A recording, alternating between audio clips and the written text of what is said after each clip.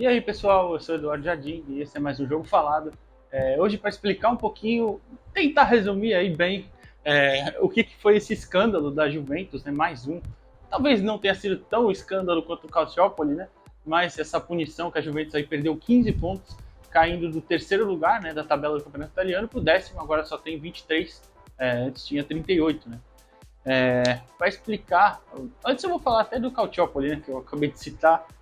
Foi aquele escândalo lá atrás, né, na temporada 2004, 2005, 2005, 2006, que a Juventus foi punida com a perda dos dois títulos italianos dessas duas temporadas, né, pela justiça ter descoberto, né, um esquema de manipulação de resultados para favorecer a Juventus.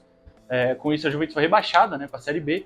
E a Inter de Milão ficou com os dois títulos. Milan e Fiorentina, se eu não me engano, também foram punidos, porque eles estavam no esquema, mas tinha sido uma coisa menor, então só perderam alguns pontos. A Juventus foi realmente rebaixada. Então, é só uma introdução, né? Já não é a primeira vez que direções irresponsáveis da Juventus fazem isso ao clube, né?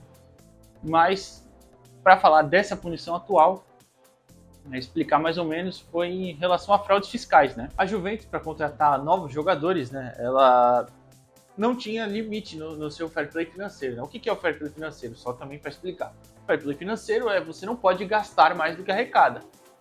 E os times arrecadam, tem lá o seu balanço, arrecadam com tudo, contando vendas de jogadores, bilheteria, patrocínios, enfim. E não pode gastar mais do que arrecada, e entra também a conta dos salários. Né? Os salários têm que ser equilibrados aí dentro dessa matemática. É um negócio bem complexo, só estou resumindo brevemente aqui para explicar mais ou menos. E o que a Juventus fazia? Quando ia vender um jogador, ela colocava um valor maior do que realmente tinha sido a transação.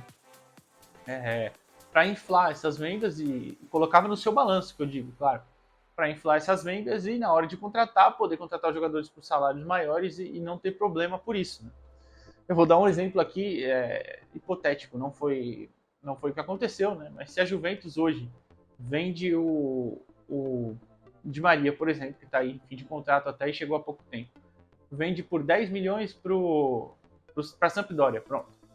Ela ia lá e colocava no balanço 30 milhões, por exemplo, para justamente na hora do balanço fiscal ficar equilibrado ali e mostrar, olha, ele foi vendido por 30 e depois poder contratar um jogador por 30 também sem problema. E na investigação, o Ministério Público que pediu essa investigação, a Federação Italiana atendeu e fez essa investigação também, assim, com a ajuda do Ministério. Interceptaram conversas telefônicas entre os diretores. Em algumas delas, eles se mostravam preocupados, né, com exagerar no valor. Por exemplo, um jogador que vale 2 milhões de valor de mercado colocar 15, entendeu? É mais ou menos por aí. E nessas conversas interceptadas descobriram essa preocupação e resolveram punir a Juventus por isso. Mesmo que antes a Juventus já tinha sido julgada por isso numa outra esfera, no ano passado, em 2022, né? E tinha sido absolvida porque a justiça entendeu que não tinha como você mensurar mais ou menos o valor de um jogador. Não tinha como mensurar a venda da Juventus se tinha sido realmente lícita ou não. E acabaram que dessa vez abriu-se a investigação novamente, resolveu a punição. A Juventus vai recorrer, é claro, já anunciou que vai recorrer. Tem um prazo para isso, mas parece que já entrou e agora a justiça de novo vai ver e decidir o que faz. Mas, enfim, o Ministério pediu uma punição de 9 pontos, a Federação Italiana aplicou 15 e a Juventus tinha 38 pontos, caiu para 23, agora era a terceira colocada, agora é a décima no campeonato italiano, segue aí bem longe de qualquer disputa no momento, né? O Allegri, Massimiliano Allegri, técnico da Juventus, até deu entrevista, já falou que agora não mudava nada, que a Juventus continuava o seu trabalho, enfim, o trabalho dele realmente é no campo, fora dele é para os diretores e advogados, e foi isso que acabou acontecendo. Agora os punidos, né? Eu tô até aqui com os punidos anotados aqui para falar certinho, só os principais, né? Não vou falar todos, porque foram mais de 11 dirigentes. Também tem outra investigação, é bom pontuar, outra investigação aberta, que é sobre a manipulação de salários, que foi aberta essa investigação em novembro de 2022. O jogador recebe XY, por exemplo, e lá estava marcado que ele recebia só X, para justamente diminuir a folha e o fair play financeiro não implicar. Também foram pegos indícios ali, né, de jogadores que A Juventus disse que eles iriam abrir mão de uma parte do salário, assim diminuindo a folha no ano da pandemia, que foi um ano que todos os clubes tiveram receita diminuída, é claro, e a Juventus iria pagar, na verdade, iria pagar por fora, né?